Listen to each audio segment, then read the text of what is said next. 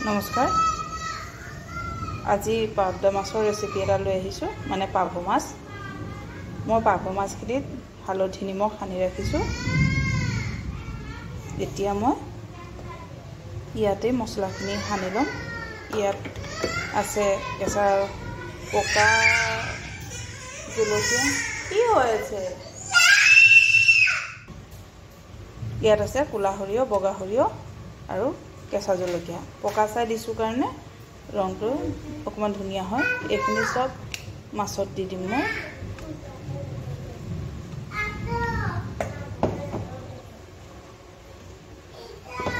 এতিয়া মাছখিনি মই ধুনিয়াকে সানি লম অকমান কেঁচা তেল দি থৈছো যাতে তিতা নহয়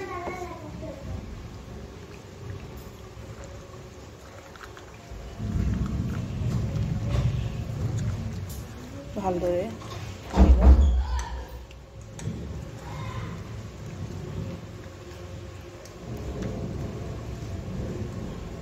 এতিয়া মই কেৰাহীখনত অকমান তেল সামান্য তেল দি গৰম কৰি লওঁ কেৰাহীখন তেল দি কেৰাহীখন গৰম হ'বলৈ দিম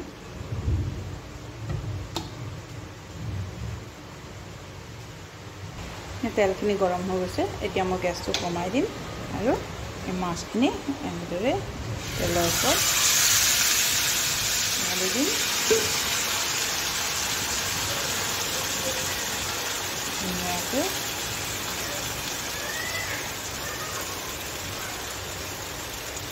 সমান কৰি দিব লাগে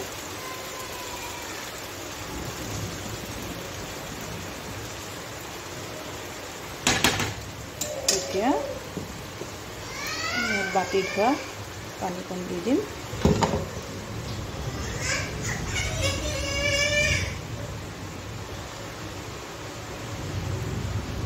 ইয়াত বেছি জোল ৰাখিব নালাগে এতিয়া মই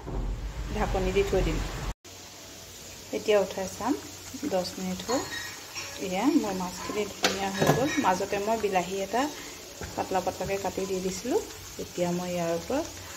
কেঁচা জলকীয়া দুটামান দি দিম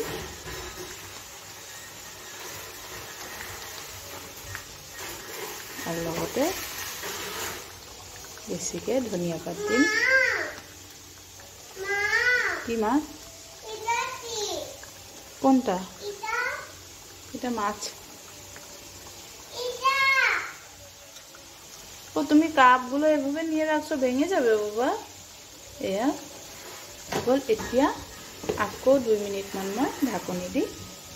তেলখিনি ওপৰলৈ উঠি আহিবলৈ দিম বেছ ৰেডি হৈ যাব এয়া হৈ গ'ল এতিয়া মই ওপৰৰ পৰা অকণমান কেঁচা তেল দি দিম যাতে তেলৰ ফ্লেভাৰটো আহে খাবলৈ ভাল হয় বেছ এতিয়া নমাই লওঁ আপোনালোকে মোৰ চেনেলটো লাইক কমেণ্ট শ্বেয়াৰ কৰিবলৈ নাপাহৰিব প্লিজ নতুন চোৱাসকলে ছাবস্ক্ৰাইব কৰি দিব আজিলৈ আহিছোঁ বাই বাই